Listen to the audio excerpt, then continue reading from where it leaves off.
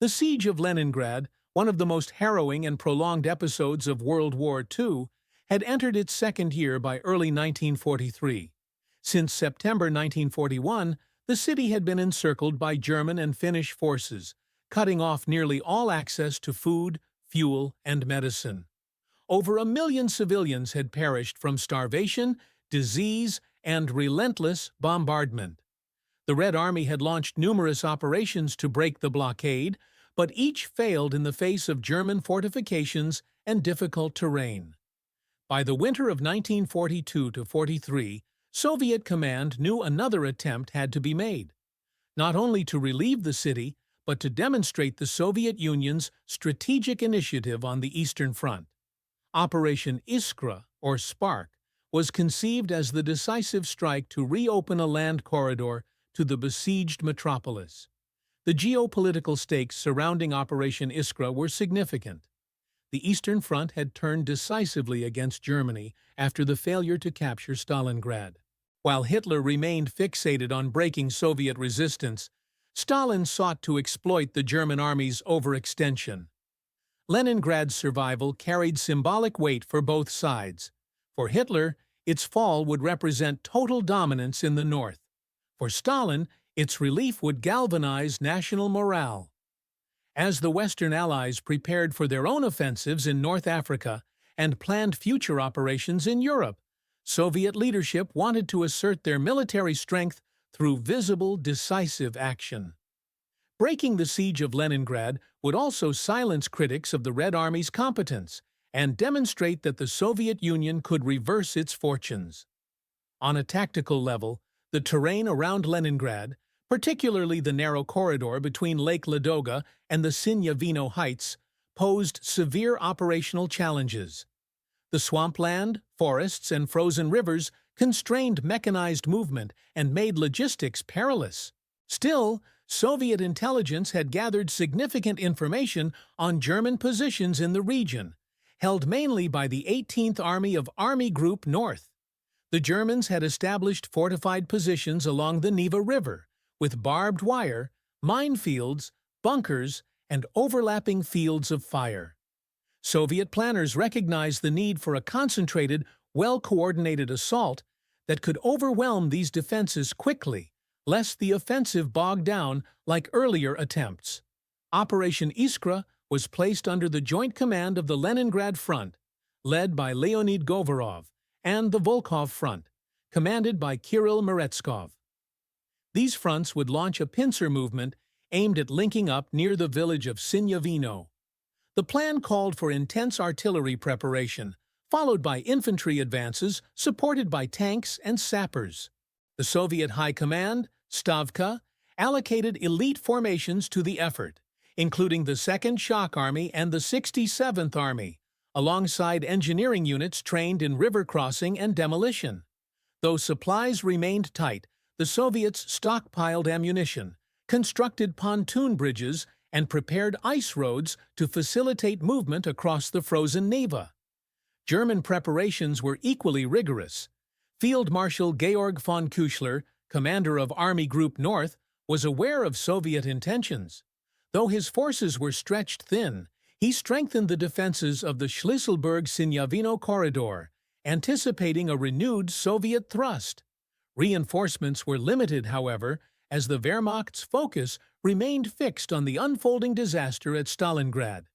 German confidence in their static defense lines was high, but morale among frontline units was deteriorating due to harsh winter conditions, attrition, and increasing Soviet pressure along the front. German command underestimated the scale and precision of the Soviet buildup. On January 12, 1943, the operation began with a thunderous artillery barrage from both Soviet fronts. More than 2,300 guns and mortars opened fire along a narrow front, aiming to neutralize German strongpoints and clear a path for infantry assault. The 67th Army attacked from the west, while the 2nd Shock Army advanced from the east. The initial days of fighting were characterized by ferocious resistance, especially near Schlüsselburg, where German bunkers held out against waves of Soviet infantry. The terrain, partially frozen and littered with mines, slowed progress and caused heavy casualties. Nonetheless, Soviet troops made steady gains, capturing key positions and pushing back the German defenders inch by inch. By January 18th, forward elements of the 67th and 2nd Shock Armies linked up near Workers' Settlement. Nomsyar 1, breaking the German encirclement and establishing a narrow land corridor between Leningrad and the rest of the Soviet Union. Though only 8 to 10 kilometers wide, the corridor allowed for the construction of a supply railway across the Neva. Over the following days, Soviet engineers worked around the clock under enemy fire to lay tracks and secure the route. German counterattacks failed to dislodge the Soviets, and for the first time in nearly 500 days, the city of Leningrad was no longer completely isolated. Supplies, reinforcements, and medical aid began to trickle in, easing the most immediate suffering of the population. The breakthrough had significant military and psychological effects. Although the siege was not fully lifted, the Germans still controlled parts of the surrounding area. It marked a turning point in the struggle for the city. Soviet command continued to launch operations throughout the spring and summer to expand the corridor and further push back Army Group North. German morale, already strained by the defeat at Stalingrad, plummeted as the Red Army demonstrated increasing operational skill and coordination. Civilians in Leningrad, though still enduring hardship, experienced renewed hope and a measure of reprieve. For the German High Command, Operation Iskra signaled that Soviet strength in the north could no longer be ignored. The operation also exposed enduring weaknesses in German strategic planning. Overconfident in their ability to hold static positions, the Wehrmacht had failed to anticipate the speed and scale of the Soviet offensive. Moreover, their inability to reinforce Army Group North, due to commitments in the south, meant that their northern front was increasingly vulnerable. Hitler's refusal to allow flexible withdrawals or strategic realignments further undermined German defensive capacity. Soviet commanders, by contrast, showed improved coordination, learning from earlier failures and leveraging numerical superiority with increasing sophistication. Operation Iskra set the stage for subsequent offensives in 1943 that would ultimately lift the Siege of Leningrad completely by January 1944. It demonstrated the strategic value of combined arms operations and careful logistical planning. More broadly, the success of the operation reinforced the shifting momentum of the war in favor of the Soviet Union. As Red Army forces began to push westward along the entire Eastern Front, the psychological impact of ending Leningrad's isolation could not be overstated. The resilience of its people, the determination of its defenders, and the operational acumen of Soviet command combined to transform a desperate situation into a symbol of national resistance and survival. The opening phase of Operation Iskra began under the cover of early morning darkness on January 12, 1943. After months of meticulous preparation and deceptive measures to mask troop movements, the Soviet assault commenced with a colossal artillery barrage. At precisely 9:30 a.m., more than 2,300 guns and mortars from the Leningrad and Volkhov fronts unleashed a coordinated bombardment on German positions, targeting key defensive nodes, supply depots, and known concentrations of infantry. The objective was to disorient the German defenders and obliterate their front-line bunkers in preparation for a rapid infantry advance. The offensive was spearheaded from two directions. From the west, the 67th Army under Mikhail Dukhanov pushed across the frozen Neva River near Schlisselburg.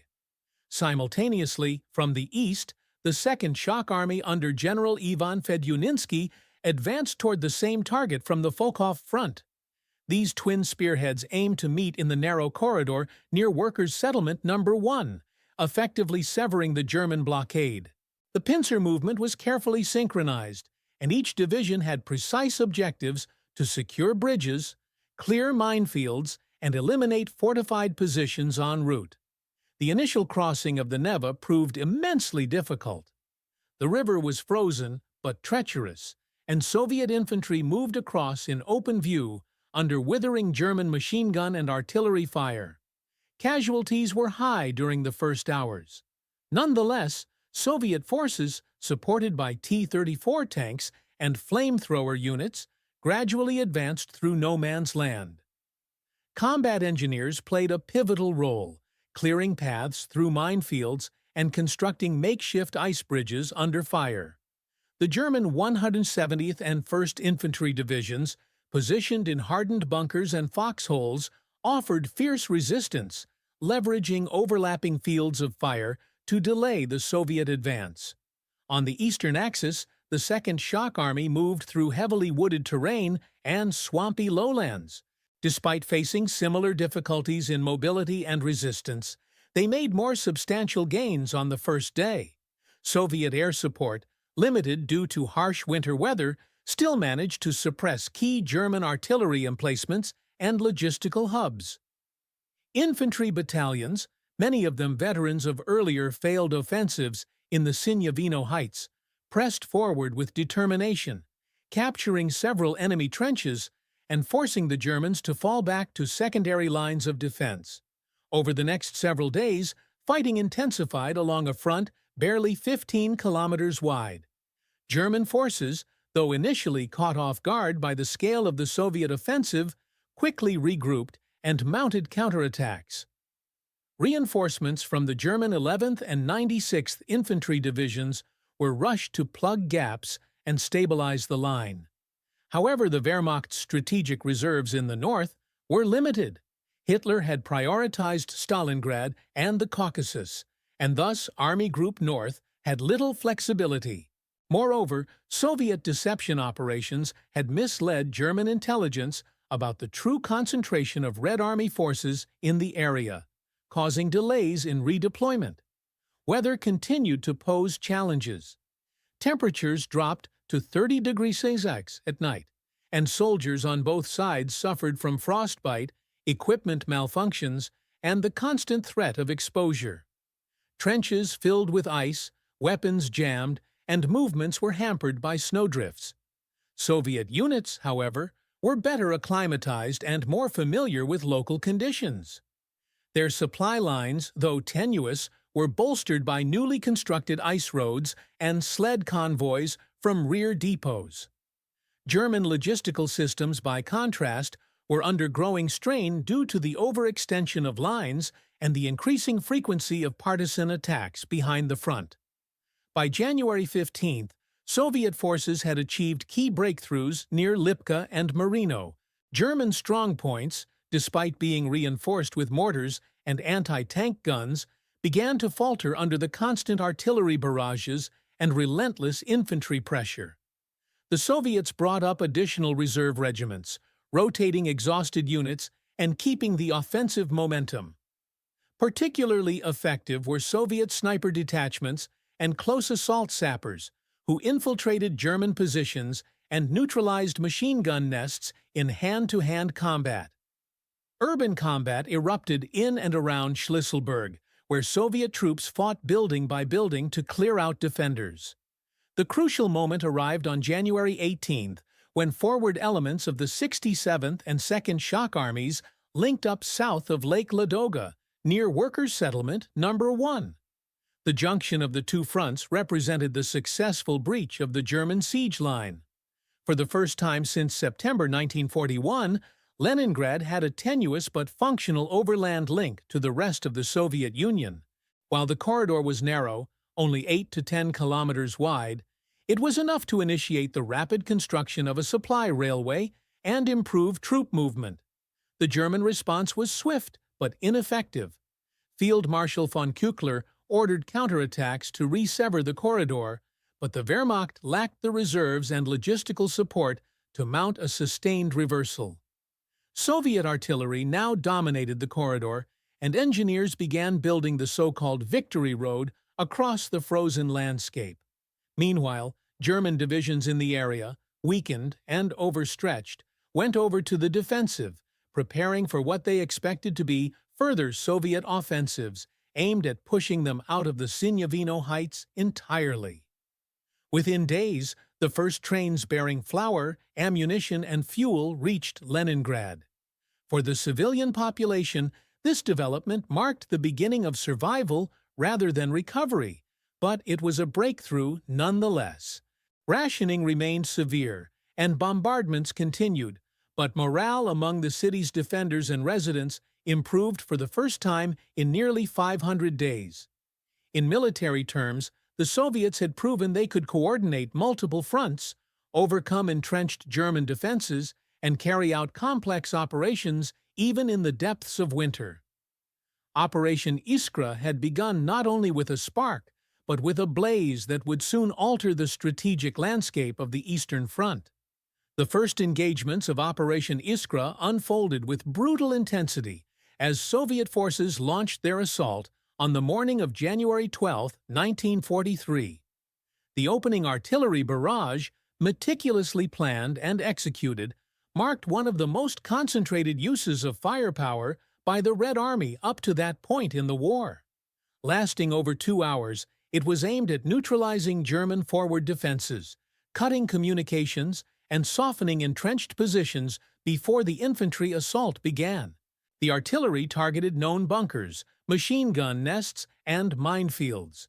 The sheer volume of shells and rockets not only inflicted heavy casualties, but also disrupted German coordination, setting the stage for a determined Soviet push. The 67th Army attacked from the west across the frozen Neva River, focusing its efforts near Schlisselburg. The 2nd Shock Army moved in from the east, pushing through swampy terrain south of Lake Ladoga. Both axes of advance converged toward a narrow corridor, barely 10 kilometers wide, defended by units of the German 170th and 227th Infantry Divisions. The German defenses included barbed wire, trenches, interlocking machine gun positions, and well-camouflaged bunkers. Though weakened by overstretch and shortages, they were still formidable. Soviet infantry units advanced behind rolling barrages, with sappers clearing mines under fire, and tanks pressing forward through narrow gaps in the German lines. Initial gains were limited and costly. The ice on the Neva, though thick enough to support troops, exposed soldiers to sniper and machine gun fire during the river crossing. The Germans had zeroed in their mortars on crossing points and inflicted significant casualties on Soviet pioneers and assault troops. Nevertheless, by midday, elements of the 136th Rifle Division had established a foothold on the eastern bank and began engaging German bunkers at close range. Soviet tanks of the 61st Tank Brigade followed, supporting infantry as they advanced into German trench networks. On the Eastern Front, the 2nd Shock Army made more rapid progress, using a combination of frontal attacks and flanking maneuvers through forested areas. Soviet rifle divisions penetrated the first 2 lines of German defense. Assault groups employed grenades, flamethrowers, and automatic weapons to clear bunkers one by one. Engineers quickly began constructing pontoon bridges over streams and reinforcing captured trenches to withstand expected counterattacks.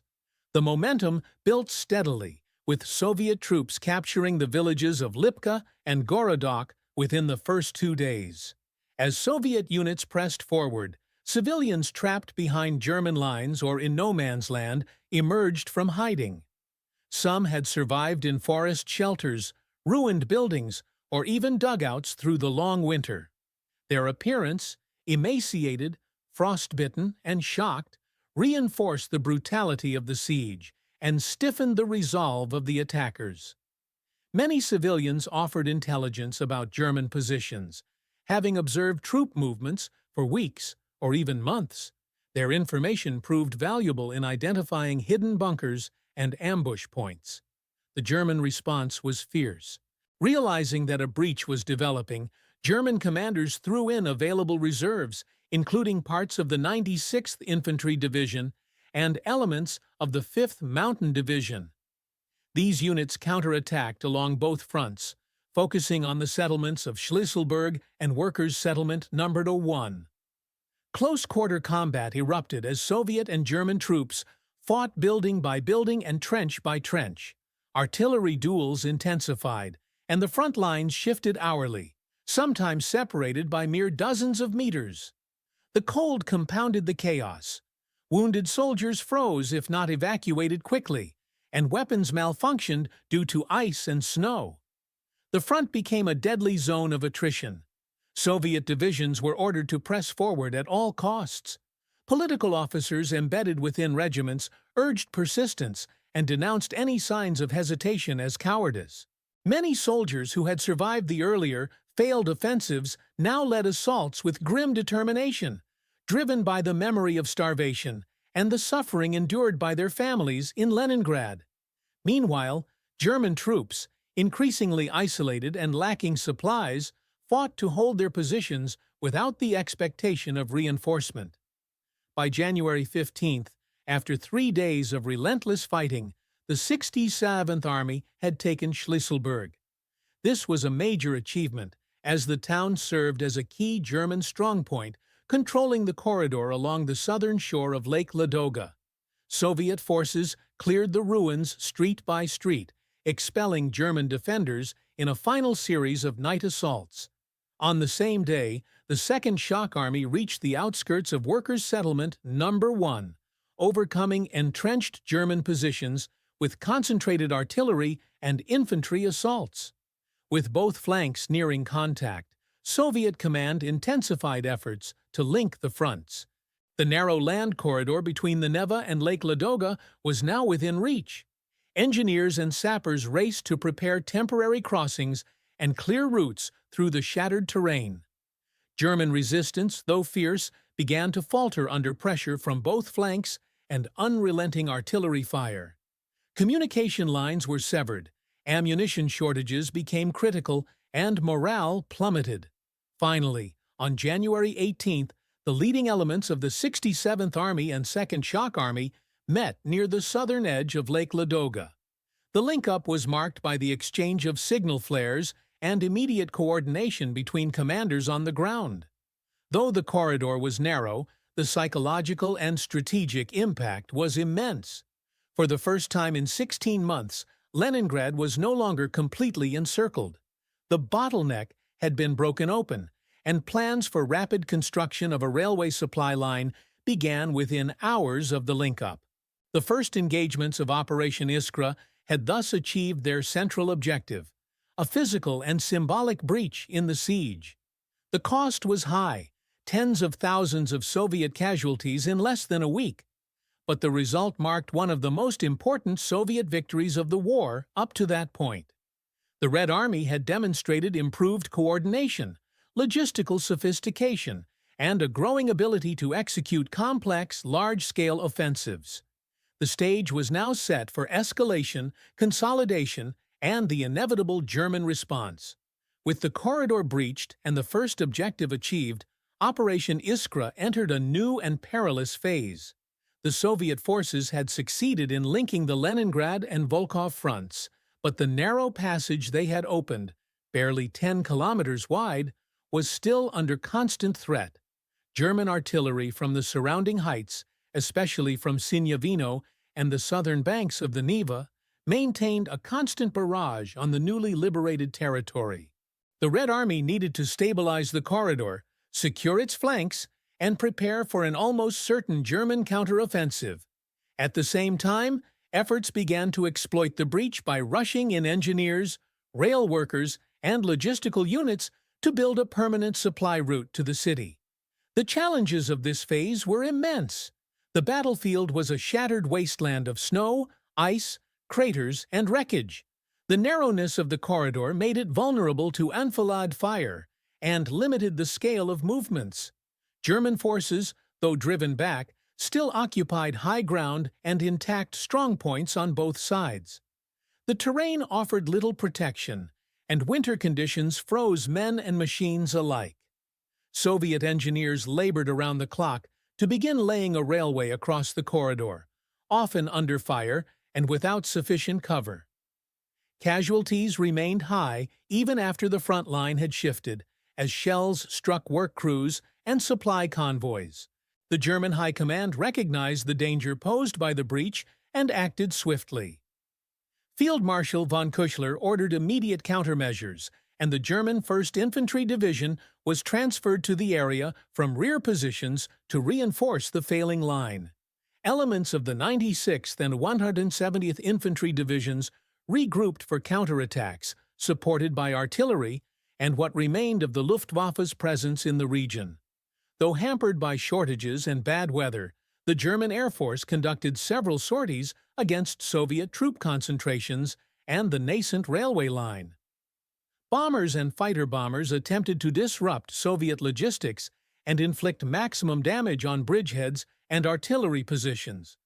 German commanders launched repeated local counterattacks against Soviet-held positions in the corridor throughout the last 2 weeks of January. Most focused on retaking Workers' Settlement No. 1 and pushing Soviet forces away from Schlüsselburg. These assaults met with determined resistance. Soviet artillery had by now established fire superiority in the area, and defensive lines were reinforced with anti-tank guns, fortified bunkers, and newly arrived infantry brigades. The 67th Army, reinforced by reserve divisions from Leningrad itself, held firm against waves of German attacks. In several cases, entire German battalions were decimated as they advanced into pre-registered Soviet kill zones. Compounding German difficulties was the worsening state of their logistics. The Red Army's control over the skies had grown since the operation began, and Soviet aircraft, particularly ground attack Il-2s, harassed German supply convoys and disrupted rear echelon operations. German troops in the area, many of whom had been stationed in the north since 1941, were fatigued and operating with insufficient winter clothing, poor rations, and failing medical supplies. Desertion and psychological breakdowns increased, especially among replacements unfamiliar with the conditions around Leningrad. Despite these setbacks, German command was not prepared to withdraw or concede further ground. Hitler continued to issue orders forbidding retreat and demanding the restoration of the siege ring. This rigid policy forced German units to launch frontal counterattacks even when tactical success was unlikely. The result was a rising body count and the depletion of valuable manpower. Attempts to concentrate artillery and armor for a coordinated response were hindered by poor roads, frozen rivers, and Soviet interdiction efforts. Meanwhile, within the corridor itself, Soviet engineers achieved a remarkable feat. In just over 2 weeks, they completed the so-called Victory Road, a railway line running through the newly liberated territory between Poliani and Schlüsselburg. This temporary but functional line allowed trainloads of food, fuel, and ammunition to enter Leningrad. While the volume of supplies remained modest compared to pre-war levels, the psychological impact was enormous. Civilians in Leningrad, long accustomed to starvation and cold, now saw evidence that they had not been forgotten. Leaflets dropped by Soviet planes announced the success of the operation, and local newspapers carried triumphant headlines. Even as fighting continued along the corridor's flanks, Soviet command shifted its focus to broadening the breach and pushing the Germans further back from its edges. Additional operations were planned to clear the Signavino Heights and secure the approaches to the Neva River. These plans would take time, but for now, Soviet control over the corridor was holding. The Leningrad and Volkhov fronts worked in close coordination, rotating units and consolidating positions, while political officers organized ceremonies recognizing the bravery of soldiers who had fought in the opening phase. Internationally, the operation's success was noted by both Axis and Allied observers. German analysts warned that the Soviets had significantly improved their ability to conduct winter operations and to coordinate between fronts. Western Allied intelligence acknowledged the importance of the breakthrough and interpreted it as evidence that the Soviet Union was gaining the upper hand in the north. In neutral countries, news of Leningrad's partial relief boosted perceptions of Soviet resilience and shifted the narrative away from earlier Soviet military failures.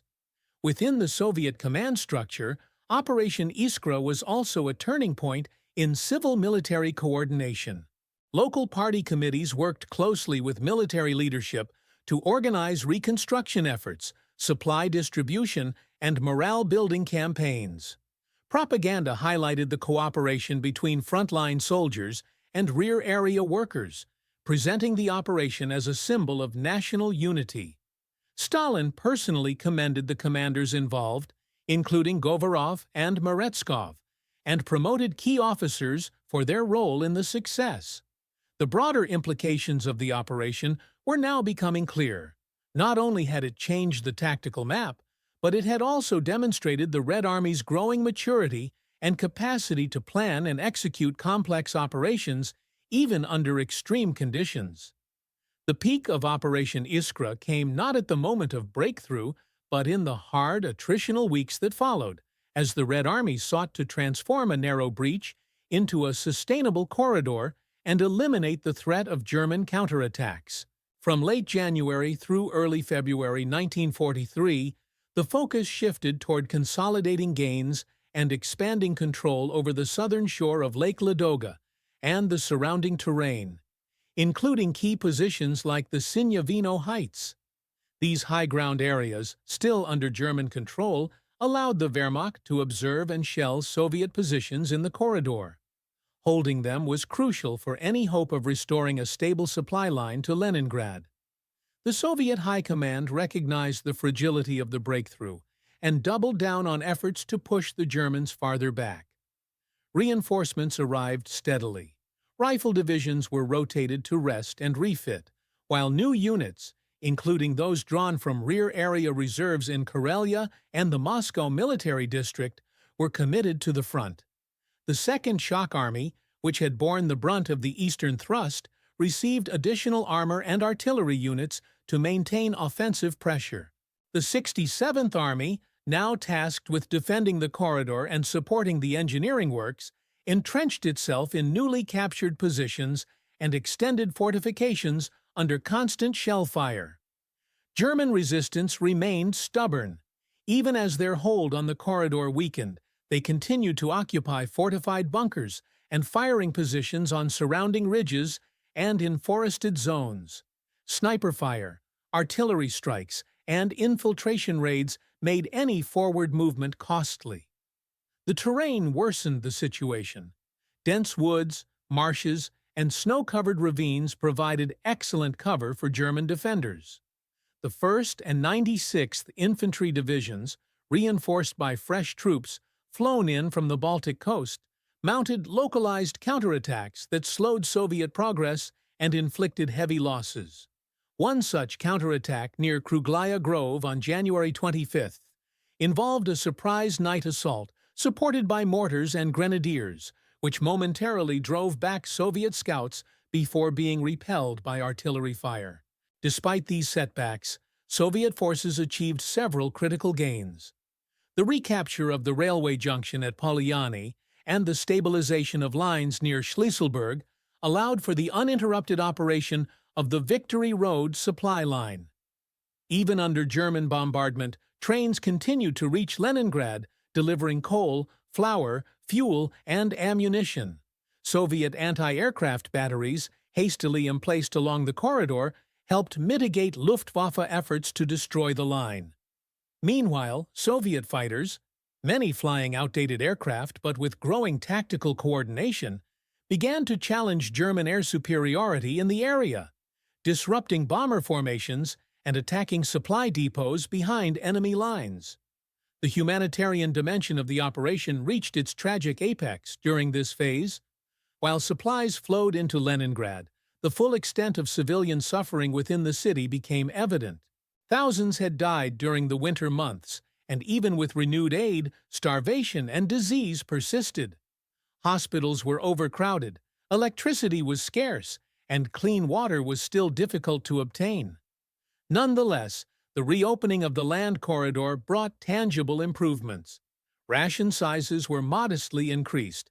Fuel deliveries allowed for limited heating in public shelters, and the first evacuations of civilians by rail began, with the elderly, children, and the gravely ill prioritized. The German command, under increasing pressure, continued to hope for a reversal of fortunes. Field Marshal von Küchler ordered a final concentrated effort to retake Schlüsselburg and disrupt the new Soviet supply line.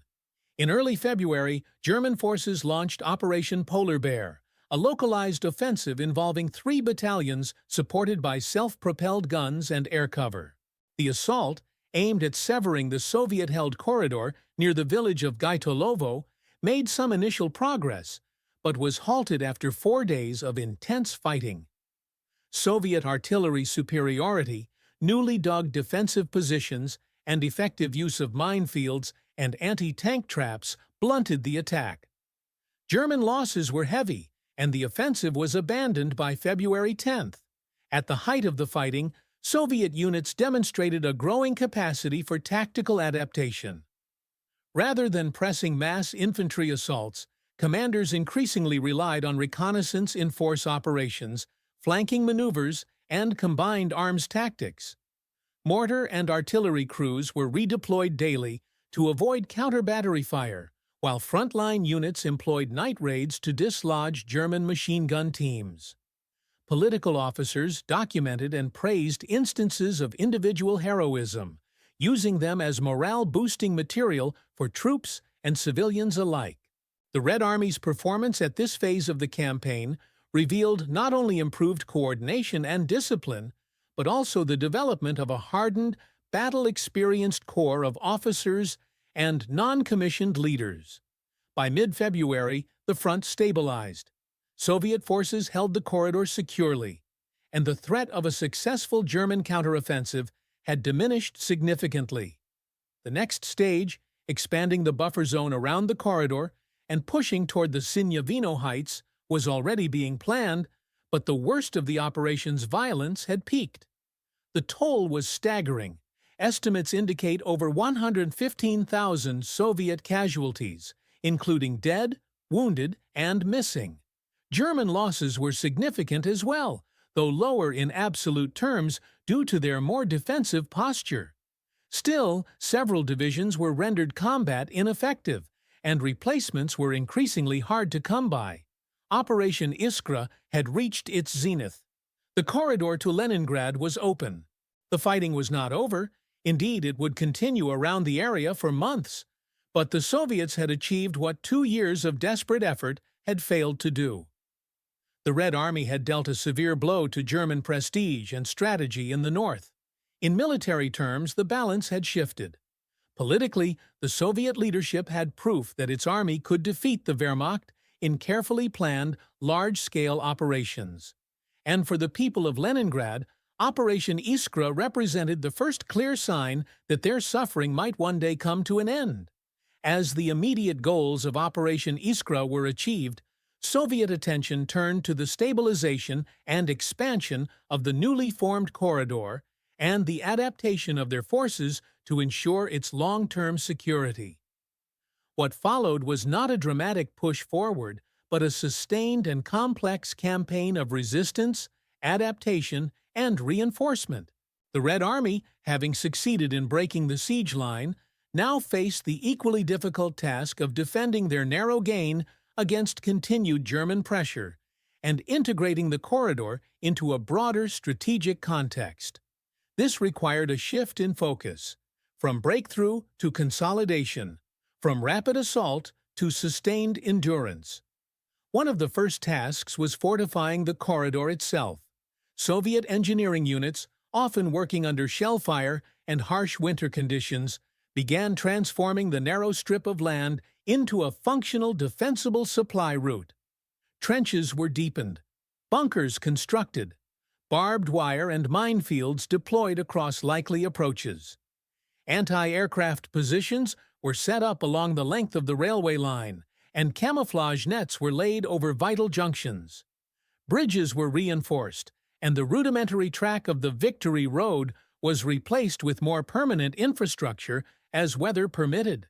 Medical stations, field kitchens, and repair depots were established along the route, allowing for continuous operations even under sustained German fire. At the same time, the Red Army adapted its operational structure in the region. Commanders on the Leningrad and Volkhov fronts coordinated closely to manage reinforcements, troop rotations, and intelligence sharing. Mobile reserves were created to respond quickly to enemy breakthroughs, while reconnaissance patrols constantly probed German lines to identify new threats. Soviet doctrine evolved with battlefield experience. Rather than pressing large-scale frontal attacks, commanders increasingly relied on flexible unit formations capable of adapting to rapidly changing tactical situations. Rifle battalions learned to fight in small autonomous squads, using forest cover, frozen waterways, and ravines to outflank German positions. The psychological demands of the continued fighting were immense. Soldiers on both sides lived in a frozen nightmare of trench raids, artillery duels, and sudden ambushes. Soviet troops, many of whom had endured the starvation and shelling of Leningrad or the failed offensives of 1942, were hardened by experience but deeply fatigued. To sustain morale, political commissars organized regular briefings, read letters from home aloud in dugouts, and distributed copies of Pravda and Krasnaya Zvezda with stories of recent victories. Acts of bravery were publicly honored, and soldiers who had fought in the link-up between the fronts were paraded as heroes, receiving medals and promotions. Meanwhile, German forces, though reeling from their failure to restore the siege, refused to withdraw from the surrounding high ground. Army Group North adjusted its tactics, focusing on containment rather than recapture. German infantry units fortified new defensive lines along the Sinyavino Heights and the southern bank of the Neva, constructing hardened bunkers and entrenchments supported by heavy artillery.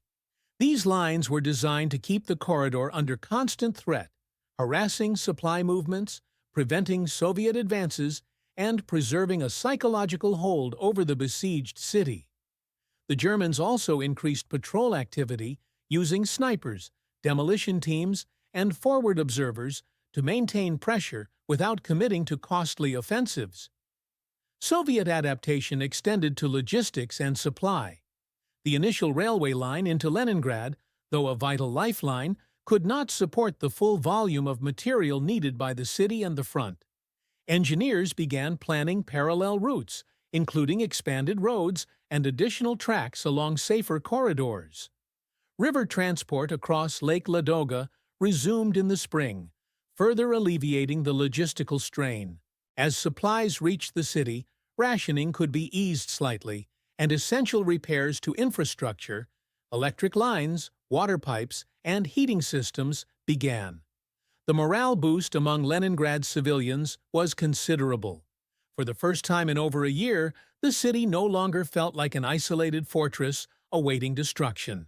In military terms, the Soviets used this period to regroup and prepare for further action. Artillery was moved into forward positions, stockpiles of shells and fuel were built up, and training for assault operations resumed. New divisions, including guards units and reinforcements from the interior, were integrated into the order of battle.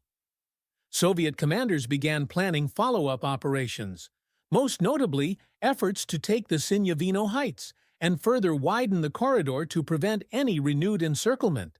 These would not be undertaken lightly.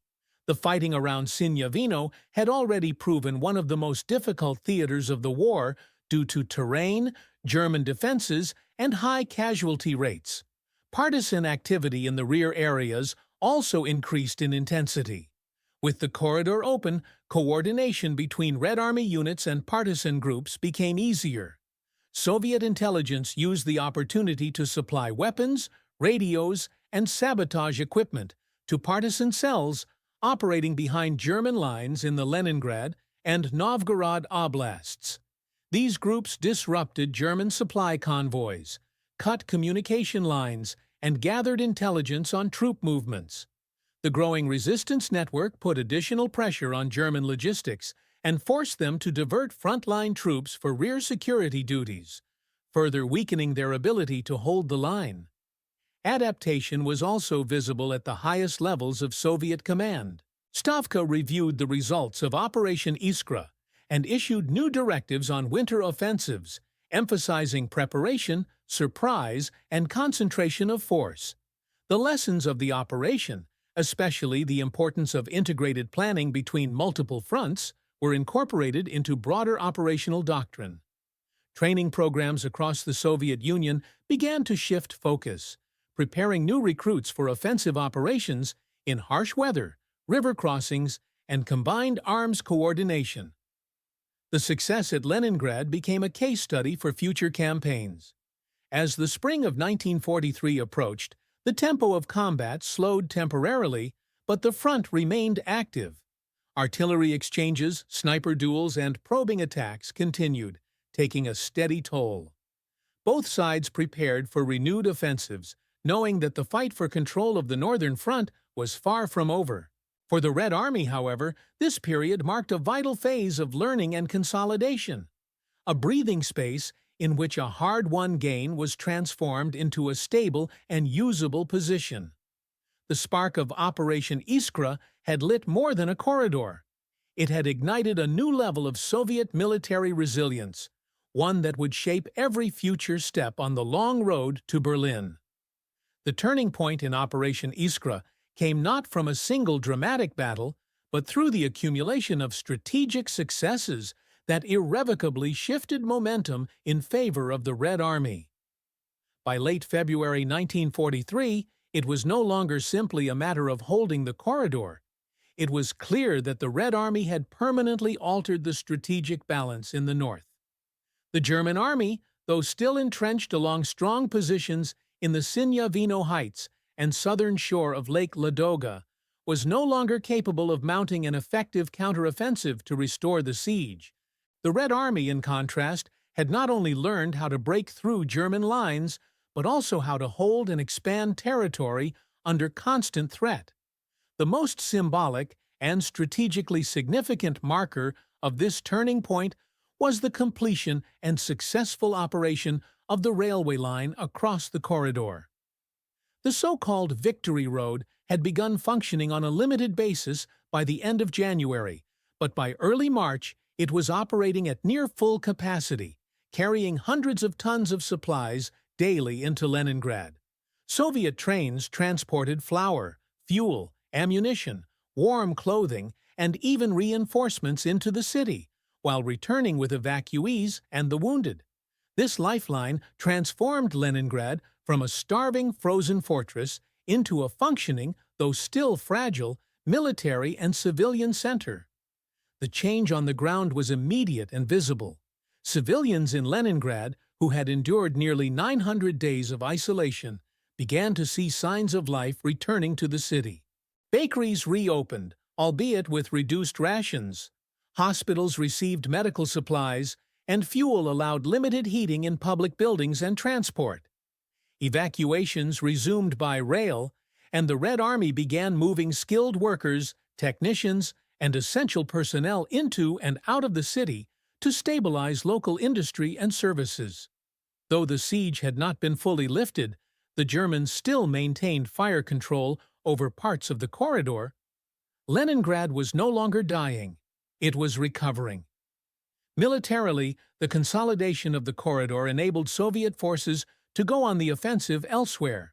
With the northern supply routes secured, pressure eased on the Ladoga supply flotilla, freeing resources for new operations. The 67th and 2nd Shock Armies were replenished and began preparing for further assaults against the Sinyavino Heights and Muga region, aiming to push the Germans even farther from the critical rail junctions and to eliminate artillery threats to the corridor. Soviet planners began drawing up a series of local offensives to expand the corridor's width and depth, transforming a narrow breach into a secure front. German forces, meanwhile, began to show signs of operational exhaustion. The divisions engaged in the Iskra battles had taken severe casualties. Units such as the 170th and 96th Infantry Divisions reported strength reductions of over 30%. Ammunition shortages became acute, especially in artillery units, which had expended large stocks during counterattacks. The Luftwaffe's role diminished as Soviet anti-aircraft coverage improved and fuel shortages reduced flight operations. For Army Group North, the operational initiative had been lost, and with it, the realistic possibility of re-establishing a siege ring around Leningrad. The strategic consequences rippled beyond the northern front. Operation Iskra had diverted German reserves and command attention at a time when the Wehrmacht was already reeling from the collapse at Stalingrad.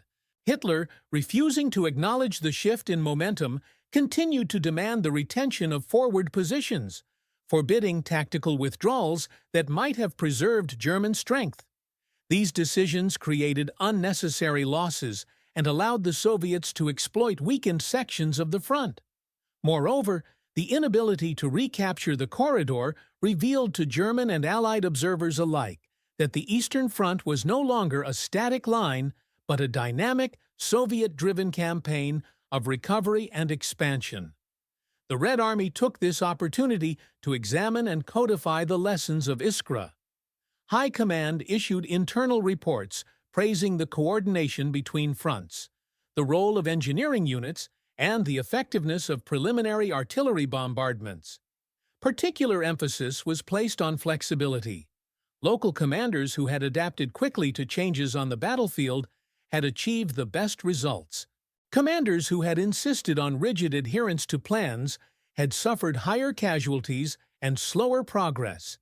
These reports were disseminated to other Army groups and incorporated into training doctrine across the USSR.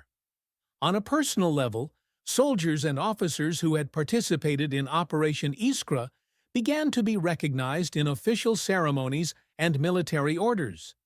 Dozens were awarded the Order of the Red Banner or named Heroes of the Soviet Union. The operation became a rallying point for the Red Army's recovery, mentioned in speeches, printed in newspapers, and broadcast over radio across the Soviet Union. For many soldiers, the memory of the Iskra battles became a badge of honor, a testament to their endurance, sacrifice, and growing confidence in ultimate victory. The turning point was also psychological. For nearly 500 days, the German blockade of Leningrad had symbolized Nazi dominance in the north. Its partial breach marked a reversal of that image. The myth of German invincibility was shattered not only at Stalingrad, but now also at Leningrad. Soviet citizens saw in Operation Iskra proof that suffering was not in vain, that discipline, planning, and resolve could undo even the most entrenched enemy positions. For the German rank and file, the loss of the corridor and failure to retake it signaled a grim new reality. The Eastern Front was slipping beyond their control. With the corridor secure and Soviet morale surging, the Red Army stood ready to continue the struggle. The path ahead remained long. Further battles in the Leningrad region would continue for another year. But the breakthrough at Schlisselburg had changed the direction of the war in the north. Operation Iskra's success was not just a military achievement. It was a strategic, logistical, and symbolic victory that signaled the beginning of the end of the siege and the restoration of Soviet strength in the region. The aftermath of Operation Iskra brought a period of intense military activity aimed at capitalizing on the breach and ensuring that the newly established corridor to Leningrad would remain open and defensible. Though the operation itself concluded by mid-February 1943, the broader campaign to fully lift the siege and expel German forces from the approaches to the city was far from over. Soviet command understood that holding a narrow corridor was not enough.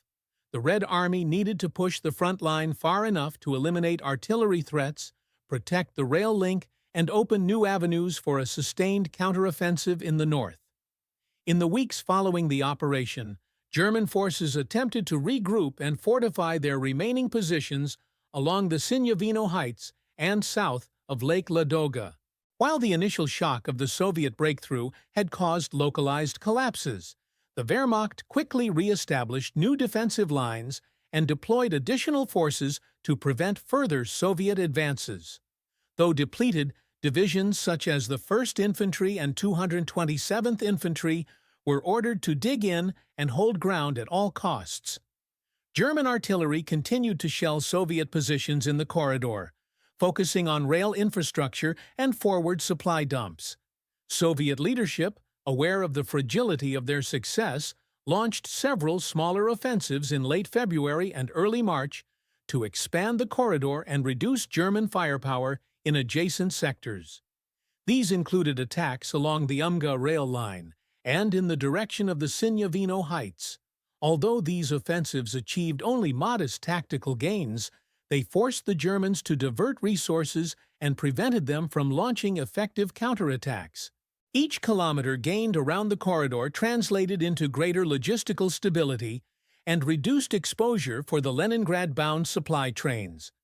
The humanitarian consequences of the operation's success were immediate. In March 1943, for the first time since 1941, a full week passed without a single civilian death from starvation in Leningrad. The arrival of food by rail allowed authorities to increase bread rations and distribute preserved goods to hospitals and orphanages. Field kitchens returned to city squares. Emergency medical supplies, fuel for boilers, and small quantities of coal were delivered in regular shipments. Though the city remained under threat and under-resourced, the transition from survival to stabilization had begun. Evacuations also resumed on a larger scale. Children, the elderly, and the wounded were transported out of the city via the newly reopened railway. Thousands were sent to more secure regions in the Soviet interior, where they would receive better medical care and nutrition. These evacuations lightened the burden on Leningrad's limited infrastructure and reduced civilian vulnerability to ongoing shelling. In parallel, skilled workers and engineers from outside the city arrived to help restore utilities, factories, and transportation services. The dual flow of aid and manpower revitalized the city's struggling economy and military logistics. Despite these successes, Soviet command faced significant obstacles. German artillery strikes still damaged portions of the railway, forcing engineers to work constantly on repairs. Ice and thawing terrain disrupted supply schedules. Moreover, the Germans continued to fortify their positions, building new trench lines, machine gun nests, and pillboxes along likely Soviet advance routes. Reconnaissance flights and partisan reports revealed the construction of layered defenses in anticipation of future Red Army assaults. German commanders believed that holding the high ground and interdicting Soviet supply routes could prolong the siege in another form, even if complete encirclement was no longer possible. To counter this, the Soviet military initiated extensive preparations for a broader campaign to drive German forces away from the corridor and, ultimately, from the entire Leningrad region. Artillery units were strengthened with additional howitzer and rocket batteries. Air support was reorganized to allow for more responsive ground coordination. Divisions were rotated for rest and reorganization, and new offensives were planned to push westward from the corridor. These efforts laid the groundwork for subsequent operations later in 1943, including the summer battles for Muga and the eventual full lifting of the siege in 1944. As the situation stabilized, Soviet authorities also began assessing the damage and rebuilding the social fabric of the city. Education resumed in limited form, with schools operating out of basements and shelters. Public works projects began clearing rubble, repairing streets, and restoring power lines. Though most buildings remained damaged or unheated, essential services were gradually restored. Propaganda focused on resilience and rebirth, emphasizing the sacrifices made during the siege and the promise of eventual victory. Military leadership took stock of the operation's broader effects. Operation Iskra had demonstrated that the Red Army could plan and execute coordinated, large-scale operations under extreme conditions. The breach of the siege line, though limited in geography, had enormous strategic implications. It forced the German command to commit reserves to a secondary theater at a time when the Southern Front was collapsing. It restored the Red Army's ability to operate on interior lines, allowing for better movement of troops and resources across fronts. Most importantly, it ended the perception of Leningrad as a lost city. Its survival was no longer in question. By April 1943, with spring approaching, the Red Army began shifting its focus to larger strategic goals. The battles of Iskra had ended, but their impact resonated far beyond the snowy woods and riverbanks of Schlüsselburg. The breakthrough had created a launching point for future operations, a stable link between Leningrad and the rest of the USSR, and a symbol of Soviet endurance.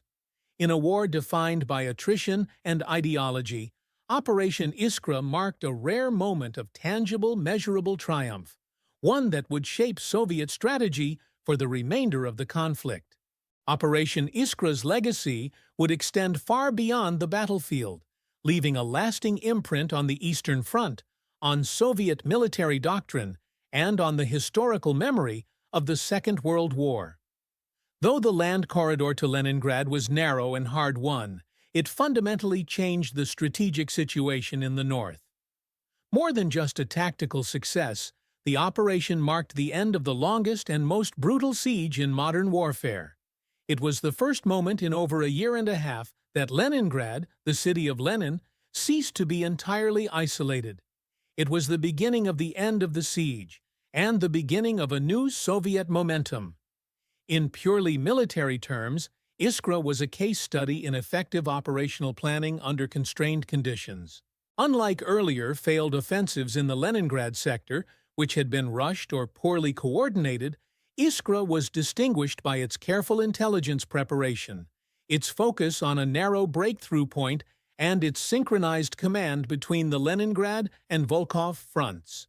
The Red Army employed combined arms tactics with increasing maturity. Reconnaissance, artillery, infantry, and engineers worked in concert. The result was not only the breach of the German line, but also its exploitation and stabilization under enemy fire, terrain difficulties, and winter extremes. The psychological impact of the operation cannot be overstated.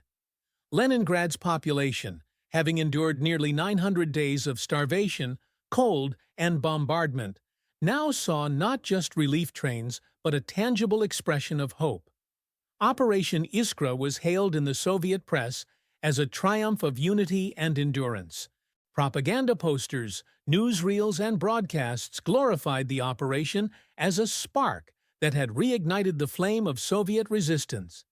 In every sense, the symbolic value of reopening the corridor rivaled its military utility.